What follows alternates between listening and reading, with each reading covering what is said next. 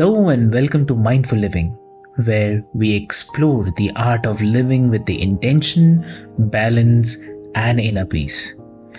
I am Avik, your host, guiding you through conversations on health, meditation, mental well being, mindfulness, and the mind body connection.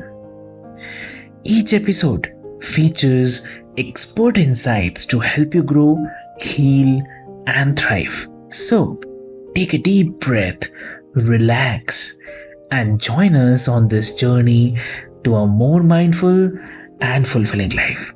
So, let's get started.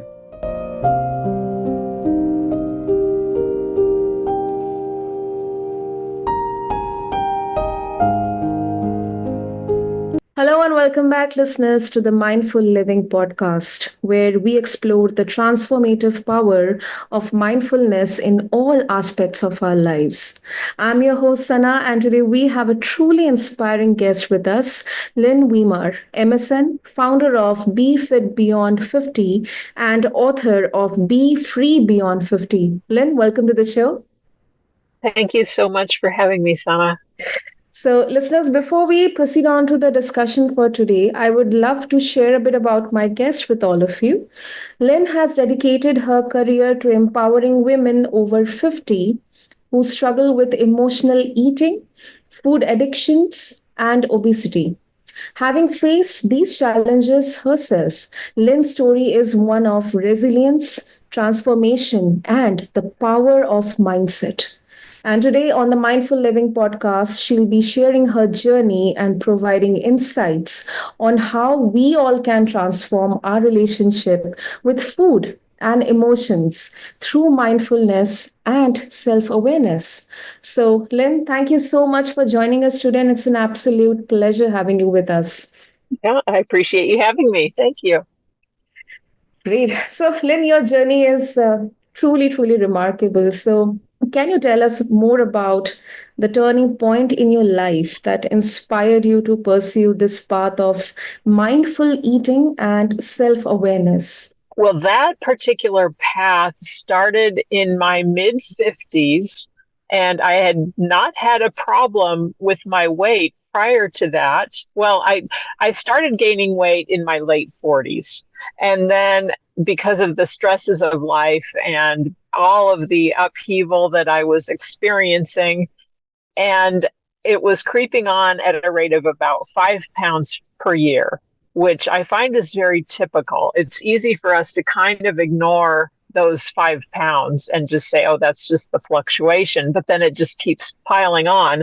And that's where I found myself in my mid 50s trying to diet, trying to lose weight, and not being successful. And it wasn't until I really was about to give up on the whole thing and think maybe it is too late. Maybe menopause does something that makes you unable to lose weight, which I had certainly heard from a lot of other women. Mhm.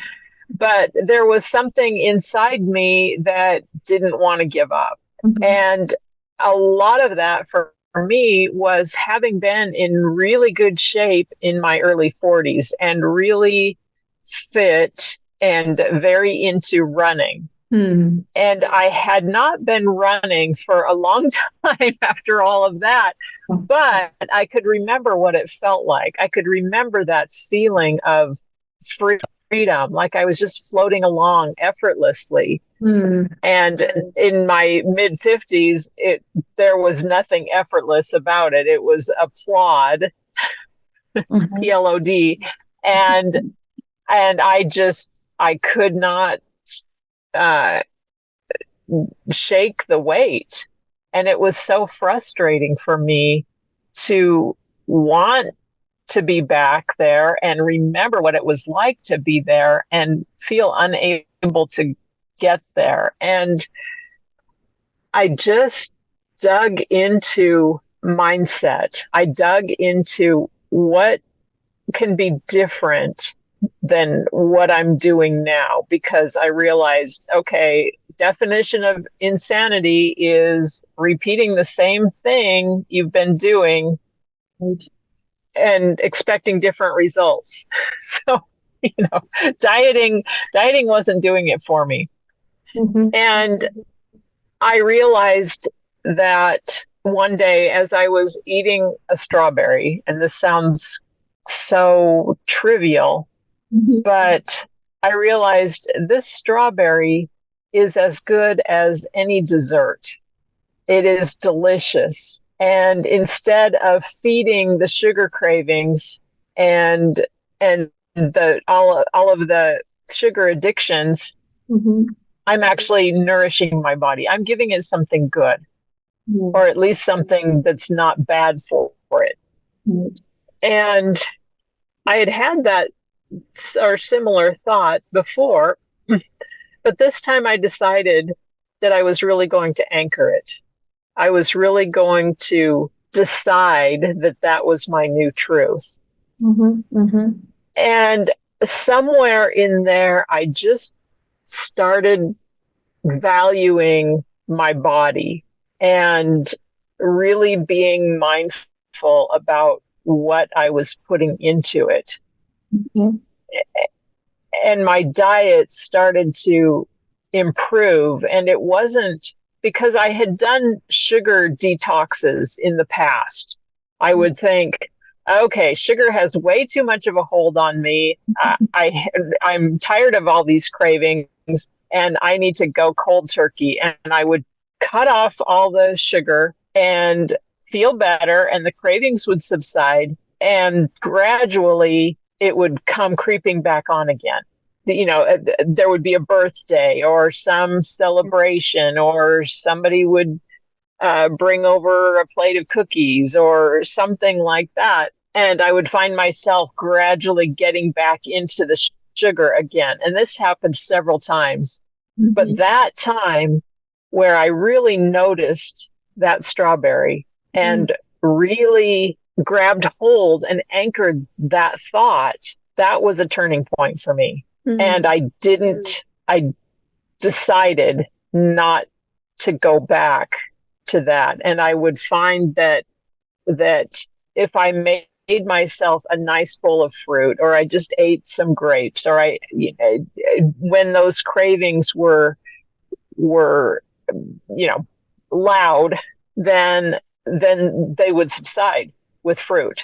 Mm-hmm. And as my diet became cleaner and cleaner, Mm-hmm. as I was going through this journey, and of course there was a lot more to it than that, but I found that, as I had before, the cravings were gone. Wow. But one thing that I noticed in that journey was I no longer had to have the unhealthy stuff to feel satisfied. I noticed that healthy food was tasting better and better. Mm-hmm. And the unhealthy stuff wasn't satisfying anymore. And I had also noticed that the unhealthy foods that I had been eating left me feeling blah. It caused me to overeat, and it didn't feel good. I just felt kind of bloated and uncomfortable after a meal. But when I started eating more healthfully, I felt good after the meal. And so after several weeks of this, I mentioned to my son, Sean, that I'm not having these cravings anymore. Mm-hmm. I'm feeling much better. And the healthy food actually is tasting better than it ever has before. I'm really enjoying it. Awesome. And he said, oh, that has been proven by research that when you change your diet and you clean up your diet, the microbiome in your gut changes. And it actually changes the way your brain receives those signals about food. And it changes the way you experience the food in your taste buds and in your mind. He said that's been proven by research. And I actually looked it up myself and found that that was true. But it was like I discovered it by accident. I didn't know that. Nobody told me that. Mm-hmm. But but I was living proof of it. Wow. And after that, because I wasn't eating the empty calories or the high calorie, hyper palatable food that our society in the US is filled with, then it was not a battle anymore. And I realized that a diet is something that you go on and then something that you quit at some point. You go off of the diet, and more often than not, you go back to your old way of eating and you gain all the weight back. Hmm. And this was no longer the case for me. It became just my diet is just the way I eat. And so weight is no longer a struggle. I feel so much better than I ever did in my 50s. And now I'm 64 and I'm uh, not only running but swimming and biking also in in the in and doing Ironman triathlons. And I'm just really really happy with that, and I want to give women the opportunity to understand this, that it really doesn't have to be hard. It doesn't have to be some monumental effort. So that's my journey. I hope that answers your question. Definitely. More than that. And the best part of it that initially it was difficult. It seemed very difficult because it was like on and off, on and off. But then Right. you pivoted, you shifted your mindset, you trained your mindset to, have an aversion to all the sugary garbage, if I can say that. Right. Right. And you really started to have liking for healthy foods and by the help of research, as scientifically it has been proven, actually you have become a living example of that research. That's the best part. So I have two questions from your journey. First of all, I've seen people who are maybe on a very strict, not very strict, but a controlled diet. They don't want to have Yes. foods or fast foods or sugary foods. It's very difficult to maintain that, especially in front of people or in occasions where people they force you just have another one, just have another one. How did you manage, or how are you managing? Are you controlling your portions, or are you strictly saying no, no, no, I cannot have, I do not like to eat that? Because it's really very difficult, to express that to other people. It seems like you are different, and it's very difficult to handle. So how do you do that, and how do you advise? Yeah, it can be a big deal, and in so many cultures, not just in our U.S. culture. Exactly. Um, I had Arabic friends, Iraqi friends who had been refugees and they Mhm. became citizens. But going over to their house, they expected me to eat, and they expected me to eat a lot. And that was fine before this shift that I made. Mhm. And I just, part of it for me was I'm valuing myself. Hmm. And what I put into my mouth is my choice. Exactly. It's not somebody else's choice. Yeah, that's true.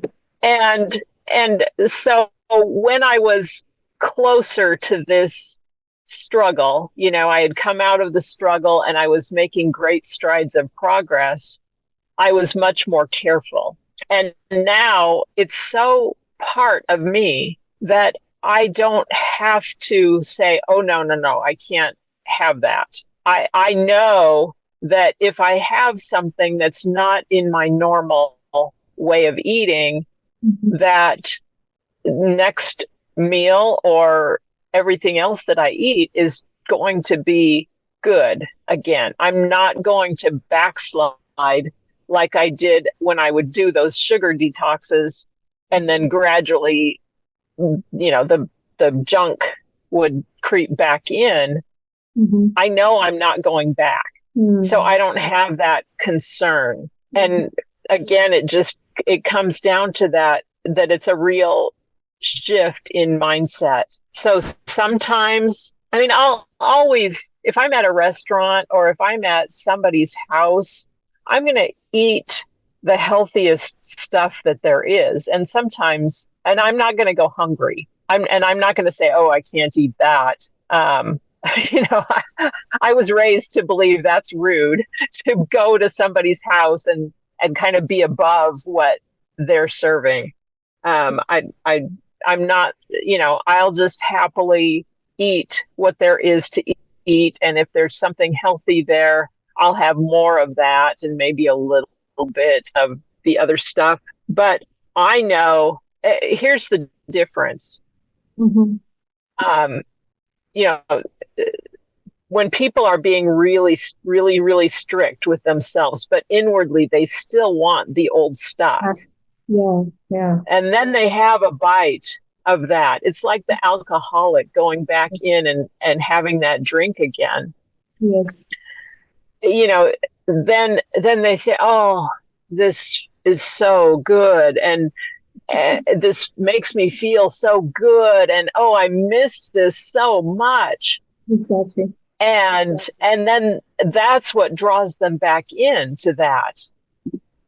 But it doesn't, when it's a real belief shift and a real mindset shift, Mm-hmm. that's not the feeling, or that's not the thought or belief. Because I can eat something that's out of the norm and just, okay, I can enjoy that. Yeah, that was good. Mm-hmm. And then I go right back to my normal life, my normal way of eating. I don't want that old life back again. That I was miserable with that life. That didn't make me happy. Mm-hmm. Mm-hmm. So I know that it's deeply ingrained, and that's, I mean, so the two things are, it's nobody else's business. It's my choice. Absolutely. I don't have to succumb to that pressure. Yeah. And what do I really want for myself? True. You know, and I can enjoy social events and not worry that I'm going to relapse into my old ways. I'm way too far past that old self to want to go back. That's really empowering, Lynn. Thank you so much for answering that question, because it's such a huge struggle. It's like a battle with your mind. Mm-hmm.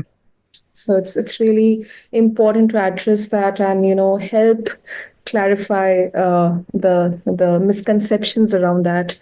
And moving on, in your book, Be Free Beyond 50, you emphasize freedom from food addictions. So, what advice do you have for someone who feels stuck in a cycle of dieting or food dependency? Well, the first thing that I tell them is you can't make progress if you're in a hole and you want out. You're not going to get out by digging the hole deeper around yourself. Yeah. And the reason I say this is because we tend to beat ourselves up. Right. When okay, so I've put my foot on the gas and I'm going in this direction, and I have this feeling that it's really hard and it takes all my attention and all my effort, and then I slip up and I have something that I shouldn't have had in this moment of weakness, and now I'm so ashamed. I'm so discouraged. I'm so disappointed in myself. That's the mindset that keeps us stuck. And then we start beating ourselves up. Oh, Lynn, you're so fat. Why do you want to do this to yourself? And you're so dumb. Why can't you get this? Other people get this. You don't get it. What's the matter with you? If we talk to ourselves that way, that is digging the hole deeper around ourselves. It's making the struggle hard. So one of the first things I tell my clients is this does not have to be hard anymore. But it starts with learning to be kind to yourself and love yourself and love your body. True. It has to start there. And it starts with an acceptance, and not just acceptance, but an embracing and loving where I am right now in my journey. Yeah. Because I can't be anywhere else besides where I am right now. And beating myself up for being where I am right now is going to keep me there. True. And so when I just embrace it and I just be here where I am right now, Mm-hmm. and I love myself and I accept myself and I know I'm okay, then I can start making that forward progress and I can start making better choices for myself from that place of honor and value of myself. Absolutely. And you have transformed not just your relationship with food, but your overall health and life, that too after 50. What message would you give to women around the world who feel that it's too late to make meaningful changes? I just say it's never too late. It is never too late. I don't care where you're starting from, what your starting point is, how old you are, how much you weigh, how many decades you've been stuck in this cycle. It's not too late. You can make those changes, you can make those shifts, and they're very subtle, they're very small. It's not this monumental Herculean effort.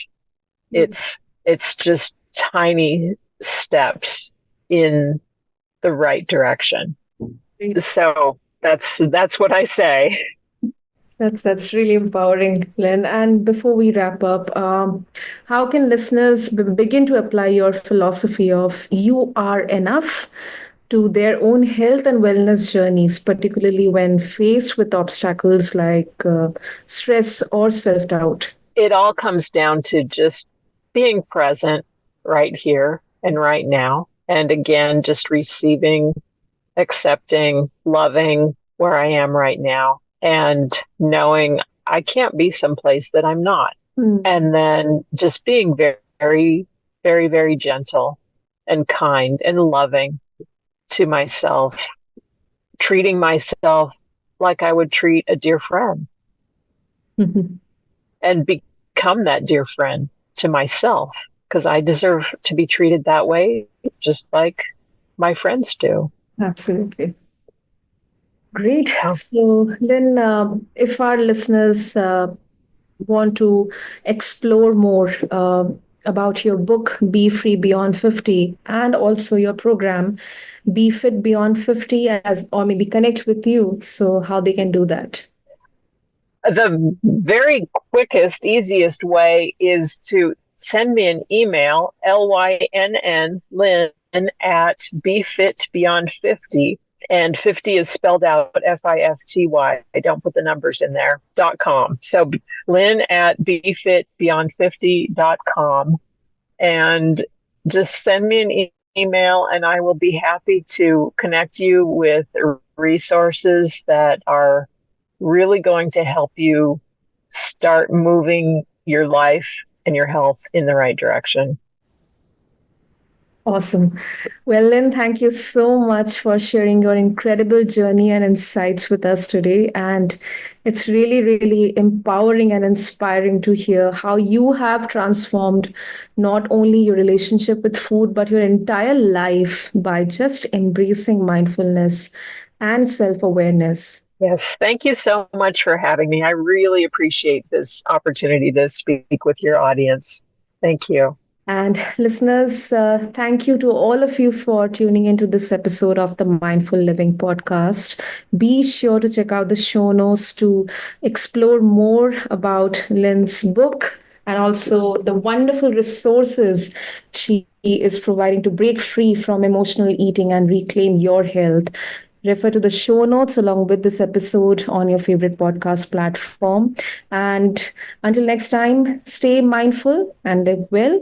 This is your host, Sana, signing off.